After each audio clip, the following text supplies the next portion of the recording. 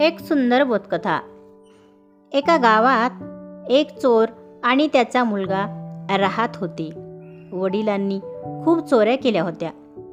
त्यांचा शेवट जसा जवळ आला तसे त्यांनी मुलाला जवळ बोलावून घेतले आणि काय वाटेल ते होऊ दे, पण कोणत्याही प्रवचन किंवा कीर्तनाच्या वाटेला चुकूनही जाऊ नको, असा मुलाला उपदेश केला.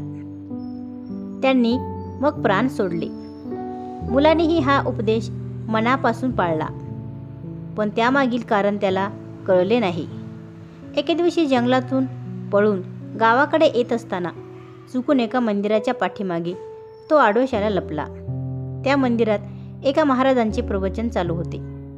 प्रवचनात त्यांनी एक कथा निवडली होती.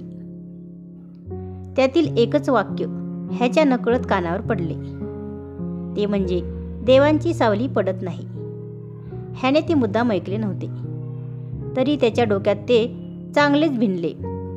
नेमके त्याच वाटेवर राजाचे सैनिक त्याला आडवे आले आणि त्यांनी त्याला पकडले आणि तुरुंगात टाकले.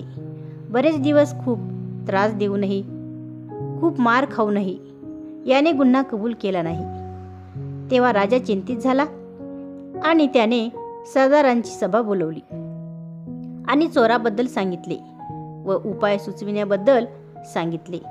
एका सरदाराने शेवटी एक उपाय सुचविला. तो म्हणाला, हा कशाला घाबरत नाही, तेव्हा याला देवाची तरी भीती घालू आणि ह्याच्याकडून गुन्हा कबूल करून घेऊ. मग एका सुंदर स्त्रीला खूपसे दागदागिने घालून देवीच्या रूपात सजविण्यात आले आणि ह्याच्यासमोर पाठविण्यात आले. तुरुंगात सर्वत्र अंधार होता आणि फक्त थोडा उजेड या स्त्रीवर पाडण्यात आला. चोराने पाहिले, एक देवी आपल्यासमोर उभी आहे आणि ती आपल्याला गुन्हा कबूल करण्यास सांगत आहे. पण ह्याच वेळी त्याला नेमके प्रवचनातील देवांची सावली पडत नाही हे वाक्य आठवले आणि त्याच्या समोरील देवीची सावली पडलेली त्याला दिसली. त्याचबरोबर त्याला कळले की ही देवी नाही, माणूस आहे. तरी त्याला कळून चुकले. आपण एकदा प्रवचन चुकून ऐकले तर आपल्याला इतका फायदा झाला, मग ही लूटमार कशाला, चोरी कशाला? त्यापेक्षा चांगला मार्ग पत्करून जीवन जगण्याचा त्याने निश्चय केला.